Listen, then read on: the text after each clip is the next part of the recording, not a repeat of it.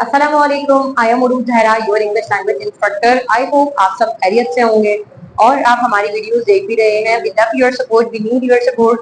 I am just here on the basis of you, क्योंकि आप हमें देख रहे हैं और जिस तरीके से आप हमें सपोर्ट कर रहे हैं, I am very grateful for you. और अगर आप हमारे चैनल पर नए हैं, आपने अब तक हमारे चैनल को सब्सक्राइब नहीं किया है, don't forget to subscribe our channel, क्योंकि हमारे चैनल पर आपको ट्रेडिशन से हटकर कुछ यूनिक कॉन्सेप्ट्स मिलेंगे। इसीलिए आज का लेक्चर हमारे पास होने जा रहा है क्लैप सेंटेंस को आगे की तरफ लेके जाने के लिए। जैसे कि कल की वीडियो में हमने डिस्कस किया था कि क्लैप सेंटेंसेस को हम स्प्लिट सेंटेंसेस भी कहते हैं, और ये स्प्लिट सेंटेंसेस आसान जुमले को कॉम्प्लेक्स में तब्दील कर देते हैं। क्यों कर देते हैं, इस रीजन को जानने के लिए आपने हमारी प्रीवियस वीडियो को देखना लाजिम है। इसकी 4 टाइप्स होती हैं। अभी हम इट क्लैप, जो हमारी टाइप नंबर 1 है, हम इट क्लैप की बात कर रहे हैं कि इट क्लैप होता क्या है।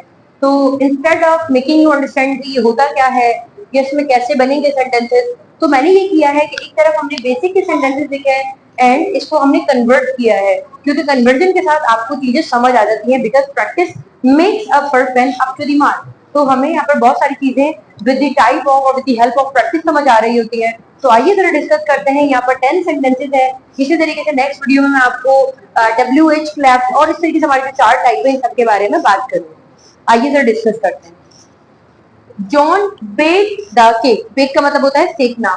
जॉन ने केक बनाया था।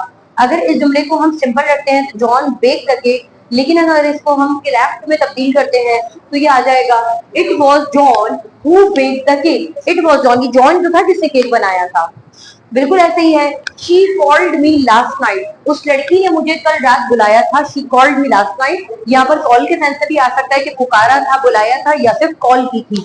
She called me last night, लेकिन अगर हम इसको कन्वर्ट करते हैं तो it was she who called me last night, क्योंकि माजी की बात है तो यहाँ पर वॉज आ जाएगा। It was she who called me last night. अगर आप इस बात का ख्याल रखें तो पहला सेंटेंस हमारे पास स्टेट में आ रहा है और अगला सेंटेंस हमारे पास एक्शन में जा रहा है। तो पहले सेंटेंस आपके पास स्टेट में आएंगे। ये इट क्लैप की एक तरीके से हमारे पास पहचान भी होती है। दे वॉन द मैच, कि उन लोगों ने मैच जीता था।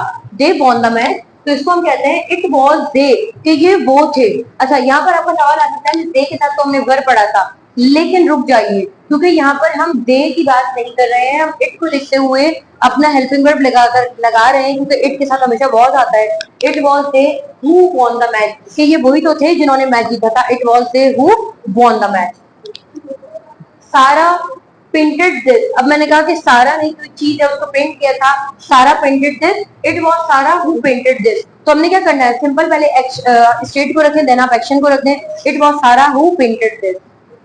ही fix the car. He fix the car, fix कहते हैं किसी मशीन वगैरह का सही करना, किसी इलेक्ट्रॉनिकली डिवाइस का सही करना, कोई गाड़ी वगैरह उसका सही करना भी फिक्स कहलाता है, रिपेयर भी कहलाता है, लेकिन फिक्स जो है वो ज्यादा बेहतर है। फिक्स अक्सर मामलात के लिए भी आता है, कोई डिसीजन के लिए भी आता है, कोई उलझे हुए मामलात को सुलझाने के लिए भी आप फिक्स का लफ्ज इस्तेमाल करते हैं। He fix the car. It was he who fix the car, ये वही तो था जिसने आपकी गाड़ी जो है वो सही की थी। आई सॉ हिम एट स्टेशन। मैंने ये माजी का जुमला इस्तेमाल किया है पास्ट सिंपल का, कि ये वही तो है, यानी I saw him at station, मैंने इस लड़के को स्टेशन पर देखा था। I saw him at station, लेकिन it was at the station, यानी मैंने क्या कहा, it was at the station that I saw him, कि मैंने उसको स्टेशन पर देखा था, ये वही तो है। It was at the station that I saw him, ये वही तो था जो स्टेशन पर था जिसे मैंने देखा है। वी नीड मोर टाइम, हम लोगों को मजीद टाइम चाहिए, या हम लोगों को मजीद वक्त दरकार है, या मजीद वक्त रिक्वायर है। We need more time. It is more time that we need. It is more time that we need हमारे पास लेफ्ट में आ रहा है।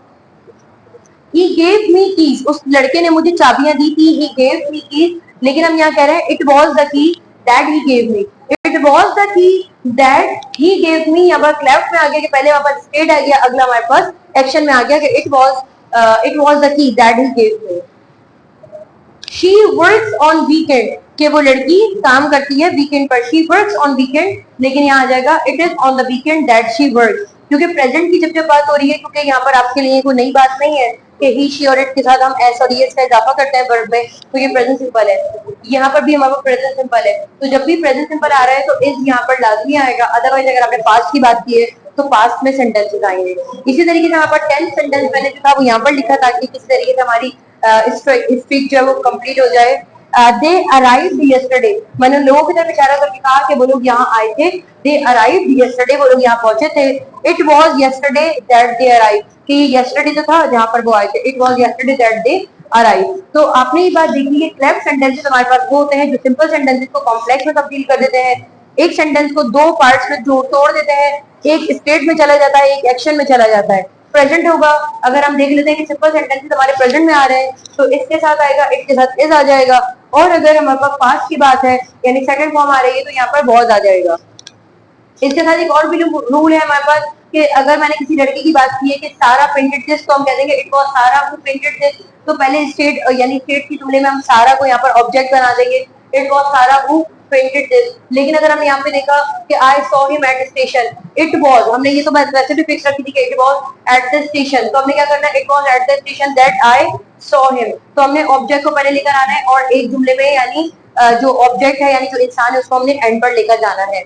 आई होप आपको इट क्लैप वाली सेंटेंसेस समझ आए हैं। अगर आपका कोई भी सवाल है, you may simply ask your question in a comment section and I will reply you back, but your answer and your question must be relevant. And मैं आपके कमेंट्स देखती हूँ, रिप्लाई भी करती हूँ। अगर आपके इसके साथ ही कोई सवाल हो तो आप feel free to ask me at any time, and ये मेरी जिम्मेदारी भी है कि मैं आपको रिप्लाई दूँ। और अगर आप हमारे चैनल पर नए हैं और अब तक सब्सक्राइब नहीं किया है तो काइंडली सब्सक्राइब इट। और अगर आप हमारे चैनल को ऑलरेडी सब्सक्राइब कर चुके हैं तो we need your support, we love your support, and inshallah I am here and I will contact you further in the detail and the detailed video। और इसके साथ ही मुझे इजाजत दीजिए, आपसे दोबारा मुलाकात होगी एक नई वीडियो में। अपना ख्याल रखिएगा, अल्लाह हाफिज।